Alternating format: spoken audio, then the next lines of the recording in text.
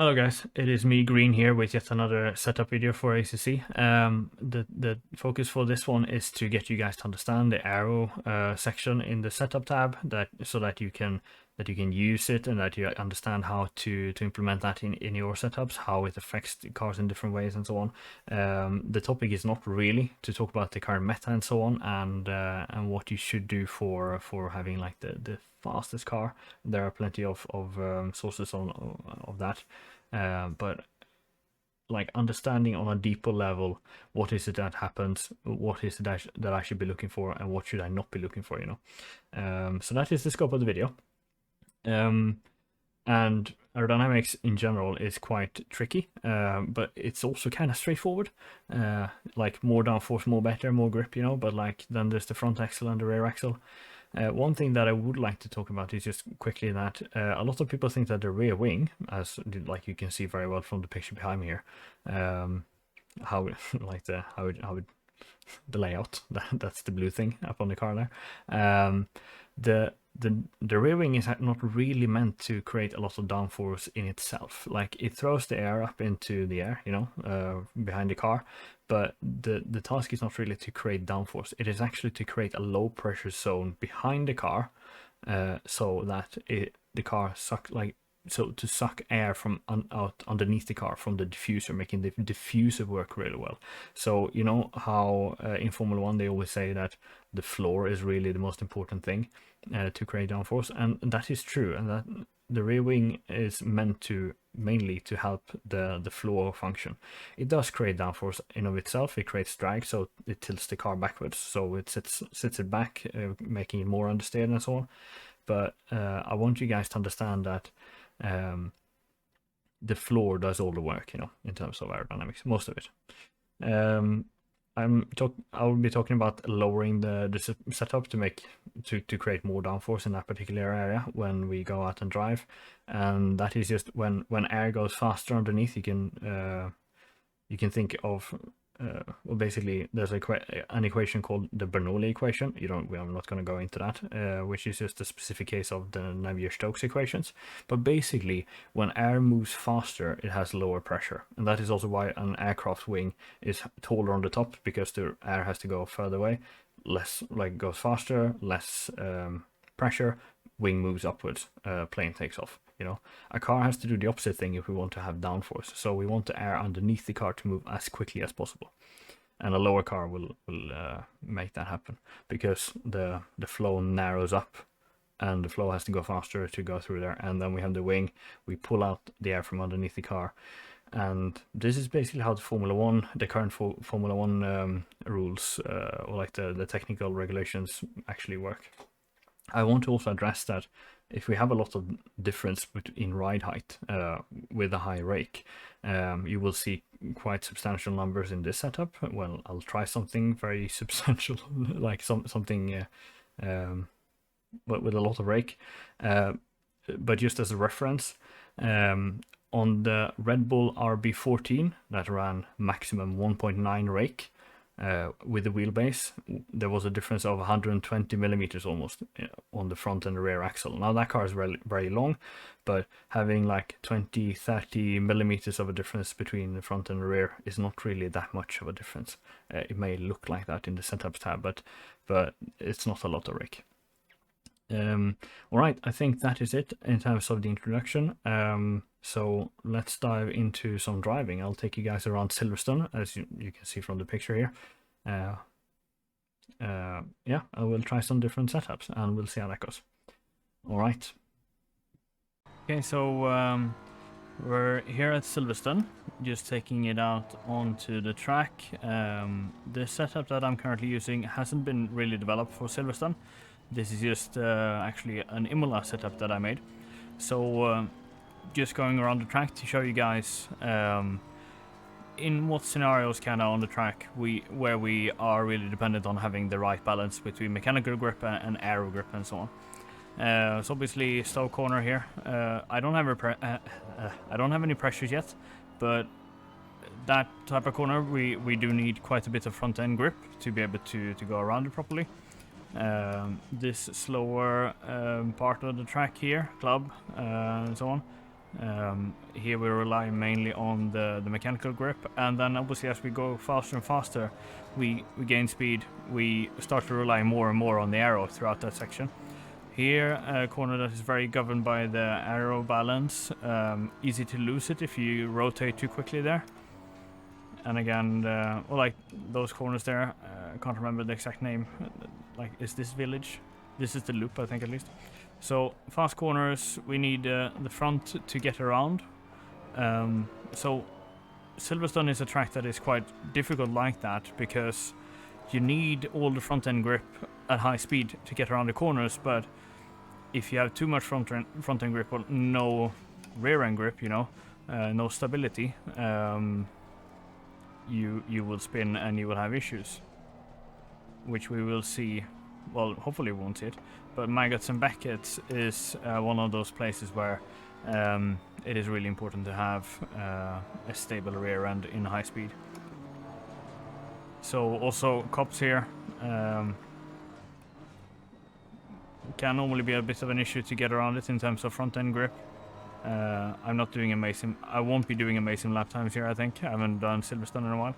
But here, so where you go around here and this load transfer to the left hand side, you can easily, or like in the entry there to Maggots, it is easy to lose the back end if you carry a little bit too much speed. Well, yeah, a bit too much speed and then rotate too quickly. But that is basically a lap of Silverstone. Coming up to slow here again, there's a bump there to the left that unsettles the car.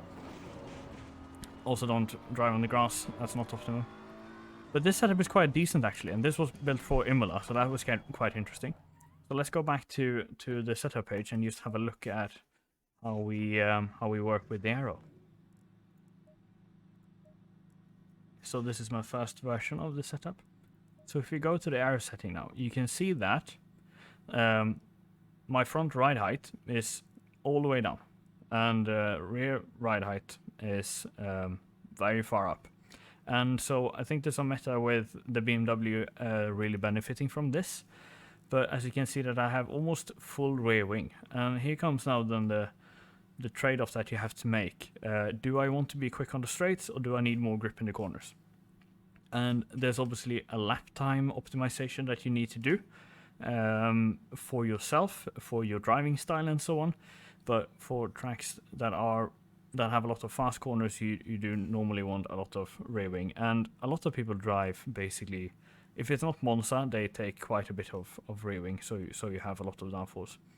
Okay, so in terms of aero balance, we have three things that we can do. We can, well, there's of course the brake duct and so on. But we have three things we can adjust. On some cars we have four things because we have a splitter as well.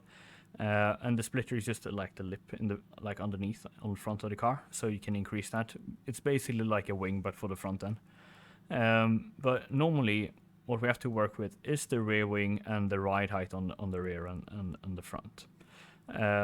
So as I alluded to before, the rear wing is really important for setting the overall downforce level.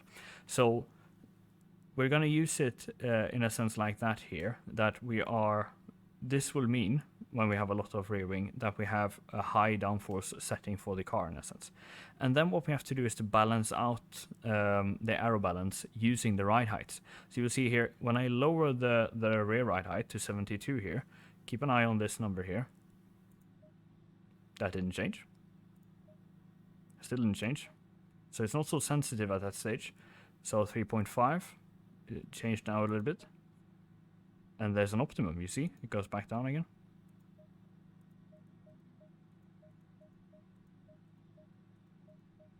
So you see how when we go to almost a level car, it goes to 2.1. So now it's 50-50. So if we increase the rear ride height, we get a lower amount of downforce on the rear axle, because a lower ride height will mean more downforce because the air is going faster. You know how the Formula 1 cars have issues with porpoising, because when they get lower they get more downforce, so it gets into this bumpy kind of thing, the porpoising. So lower means more downforce, but at some point there's a trade-off where you actually start to get it starts to vary weirdly in a sense. There's some data weirdly going on around here. You see, so it goes. It increase as we go from a low ride height to a higher one. It increases 3.5, then it goes down to 3.4 again, 3.3, and then it starts to increase again. So something is weird with the BMW. And with some cars, you will see that it doesn't increase linearly. And this is based on the data that is available for the car. And also what we don't see is the amount of downforce that we have. So now we have a number of 3.4, which is the air balance. Let's take it down to a wing of 2. So we can achieve the same aero balance here, 3.4. But now we have a negative rake and only a 2 rear wing. So what the rear wing sits high up, so when you increase the amount of rear wing, it's going to tilt the car backwards. So not only does it push down on the rear axle, but it also pushes back on top. So you have a rearward moment, basically bending the car backwards onto its rear axle. So the thing is that you cannot go off of this, because I can assure you that this setup will feel, and we can try it, this setup will feel very weird in comparison to the other one. Especially it will feel not very quick in the fast corners, but it has the same aero balance. And one thing I noticed a while back when I was working with this, as I was learning how to make setups in this game as well, was that this obviously has a major impact, because what you have is a balance in the car from the mechanical grip, but you also have the aero balance, and they will basically never be the same.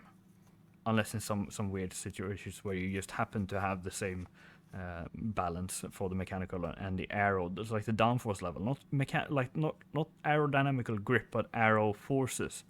So let's say you have 55% of your mechanical grip on the front end, and then 45 on the rear end. If you press down harder on the front end, so 55% with the downforce and 45 on the rear end, it will basically scale linearly to some extent, but since the mechanical balance is somewhere, and even though you keep the same aero balance so that the net forces of the downforce points in the same place on the car, in a longitudinal axis down the car in a sense, if you point it in the same way but you have a different amount, so if the mechanical grip and the aero balance isn't aligned along the car, which it will not be, then changing, so if it's offset, then changing the aerodynamics, the level of it, but keeping the position, will change the overall balance of the car, because they're not aligned. Does that make sense? So the mechanical grip is aligned somewhere along the car, let's say where the rear view mirror is. But if your aero forces are pointing down here, if you will point in the exact same spot but with different amounts, different downforce level, if you push that down here, the sum will be somewhere in between. And if you change the amount of the aero forces, even though it's in the same spot, the balance between these points will change. So basically the conclusion here is that to have the same feeling in the car, the overall feeling, the overall balance in the car, when you want to adjust the downforce levels, you will have to have a different number here. And since there's really no way to measure it, there's no direct way to measure it from telemetry either, you basically have to, let's say you would start with this type of setup like this. Something like this. This will say 5. Now if you want to increase the downforce to, let's say, a 7 then, you have to raise the rear end to compensate for the amount of more rear end grip we have from the rear wing. But it will probably, so as what I have here then, you will not go to 5. You basically can't. You can't go to 5. But this will feel quite forward pointing in a sense. It will feel quite oversteery, even though this level seems to be very way more oversteery. So this is quite complicated, and So basically what you need to know is that you set your overall downforce roughly with this, with the rear wing, as I've done here with 7 rear wing and then 73 in ride height. But if I change this, I have to make adjustments in terms of feeling as well. In terms of ride height, the difference between front and rear, the rake, which it's called, don't go for a higher front ride height than the rear ride height. Not good. And as I alluded to before, having this amount of difference, it feels quite a lot, but it's not actually that much. It's reasonable. But so let's try and see if we can. So I just drove 3.4 aero balance. Wait, that's the wrong way down. So now it's the same. And we'll see if it feels the same in terms of balance. I should also add that the ride height on the front end, the only reason really you shouldn't go for the lowest ride height here is if you have a track that has a lot of bumps and your front end bottoms out all the time. Like for instance at Monza, you can have issues with, like in Ascari, the sausage curbs and so on. If your ride height is a little bit too low, it might bottom out. So then you might have to increase it a little bit. But otherwise you should just go for basically the lowest on the front end and then increase the rear wing so you get enough downforce, and then basically increase the rear ride height to make it less understeery in terms of aerodynamics. Alright, let's try this setup. So keep in mind, I have basically taken away the rear wing, but I have the same aero balance as I did before. And we'll see if it feels more oversteery or more understeery.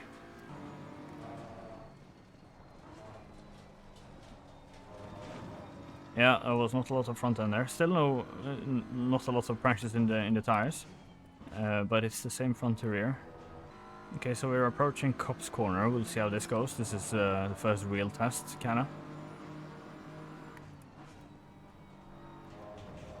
And yeah, there's not a lot of, well, not enough downforce, but it feels a bit more understeery. Yeah, quite a bit understeery.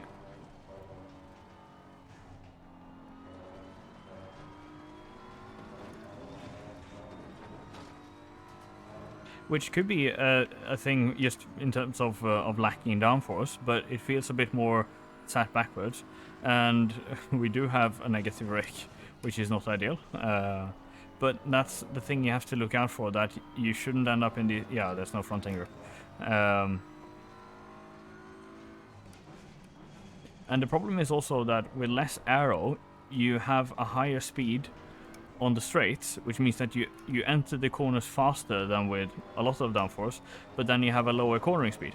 So it's a bit tricky, you know. So you'll be able to overtake people, but you won't be able to take the corner afterwards. So if you don't have enough front end grip in this corner, it can actually, in some cars, be really difficult to just get around. Alright, let's go back to the pits. Actually, let's test this actually. So no aero at all, and this is an aero balance of 6.2 because, you know, the car will produce some type of downforce anyway. It has a splitter. It has a splitter, yeah, but it has a diffuser and everything. So this car will produce downforce even though we have no setting here, or nothing, or like everything is the lowest possible. So this is actually, in terms of balance so far, still no pressures for this lap. It actually feels balanced. It doesn't feel very grippy. It feels quite floaty because we have nothing to press down the car, you know? Not a lot of it, at least. Still lacking front end grip, but now it feels more like an overall loss of grip because the back end is actually... The car is kind of neutral in terms of how I drive it, at least.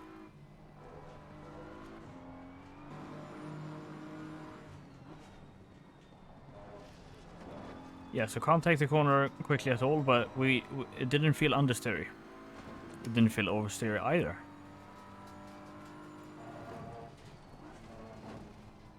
Oh, it wanted to start to rotate right there a bit too much.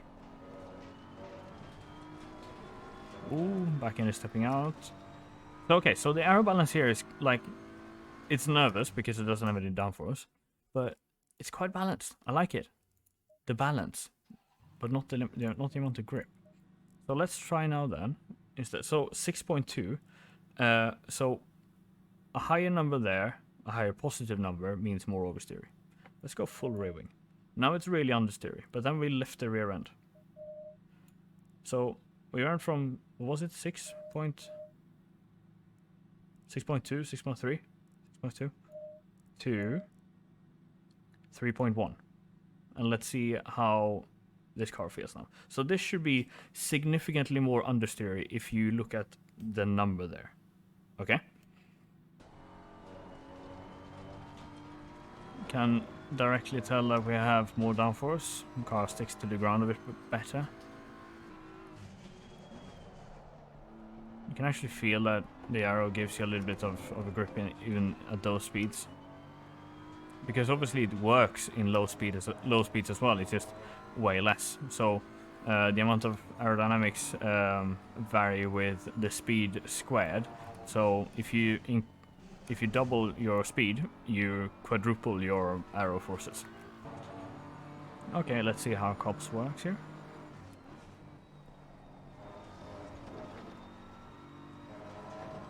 It's not oversteery, but it's definitely not that much more understeery either.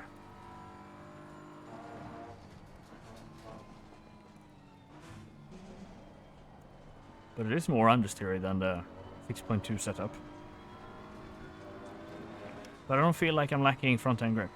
Okay, so now let's try to take away rear wing until we have the same aero balance as we just had before.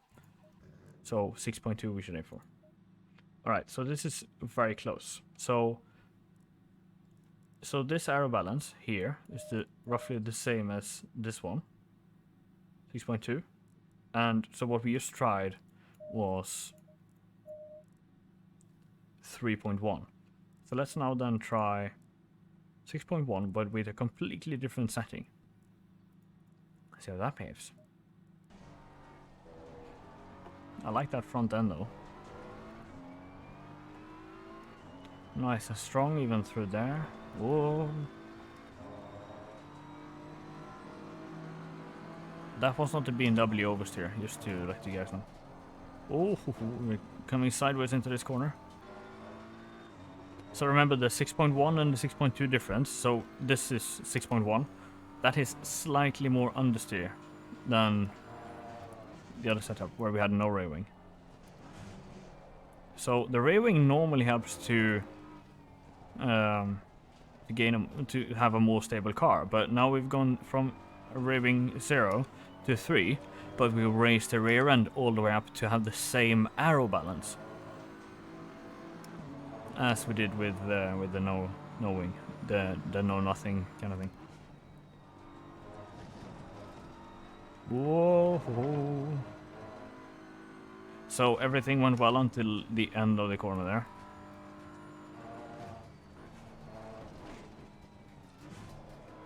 Yeah, okay. Whoa. Yeah, this is me being stupid. Not stupid, but like being like fooling around. Alright, so quite clear then. This aero balance is way more oversteery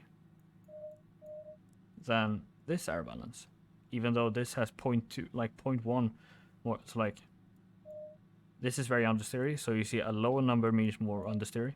So 6.2 in comparison to 6.1. This one should be just a tiny bit more understeery if we believe this number than this one. But it was not. It was actually quite lethal. Which means that what you need to figure out here is that this number doesn't mean how much aero grip you have on either front or rear end. It means how the aero balance changes. And you have to take that into consideration together with the mechanical grip and everything that you have. So my preferred setup is something like this. But that depends also what I have done here. In terms of caster, in terms of camber, on the front and the rear, that balance that I have there you know.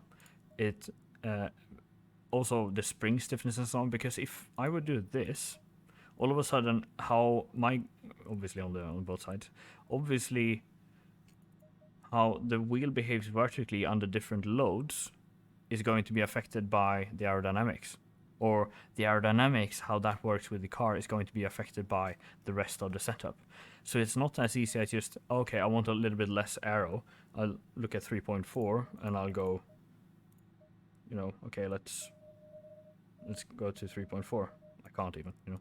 And then, so someone would do, no, that's the wrong way.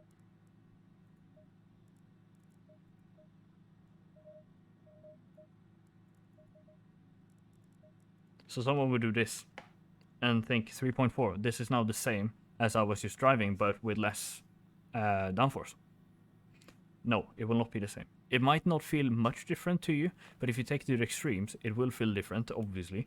But so this number is nothing to be trusted in terms of the actual aero balance, or the actual grip balance, I should say. There's a difference between the aero balance and the grip balance. And that is really what I wanted to convey with this video, that the aero balance, it's only most of the times 3 settings that you need to change. You have a splitter in some cars, like the Mercedes, the Porsche, and some other cars, I think. But you need to go out and test drive and see how it behaves. All right, because the aero downforce balance does not coincide with the mechanical grip balance. So if you have no front end grip in your mechanical grip, and then you push all the downforce on the front end, they're not going to create a bunch of grip from out of nowhere, you know. Having a bit more rear wing settles the car back a little bit. So it tilts the car backwards like this a little bit in terms of grip. It settles the rear end a little bit. So in the same way as you can use a bit more of a differential or a higher differential setting to calm the back end of the car a little bit, the rear wing works the same, because it, you know, drags the back end back down like that. Good thing to know. Don't have a higher front than a rear. A lot of cars are, well, some cars are currently benefiting from having a really high rear end. And the ride height on the front should basically, well, if you cannot attain your air balance, that if you can't, like at times, if you want to change it just a little bit, like the front end really has a lot of influence of the air balance. If you want to make some changes that you cannot attain because this doesn't combine, it doesn't combine for some reason, then you can make some changes on the front end, but otherwise try to keep it as low as possible, unless it bottoms out on the front end. But yeah, that is basically what you need to know, I think. Okay, so to summarize then, you need to understand that the aerodynamics is quite a complex thing. Even though you have one number to look at, you don't have any number for the downforce, but the rear wing sets the overall downforce, and then we have to adjust it. We have to try it in comparison to the rest of the setup and so on. And it is quite complex. But in a sense, it's not complex. It's just, is it too in the fast corners? Is it too oversteer? Is it too understeer? Do you need more downforce in a sense? It's about trial and error, and I hope that this video gives you the understanding that you need in order to do your own trial and error. You know. For the next video, I don't know what my topic will be, so if you have suggestions, please put them in the comments. Obviously, subscribe if you haven't already, so you'll see the next one. And I think that's it for today. I wish you a lovely day, and I'll see you in the next video. Bye bye.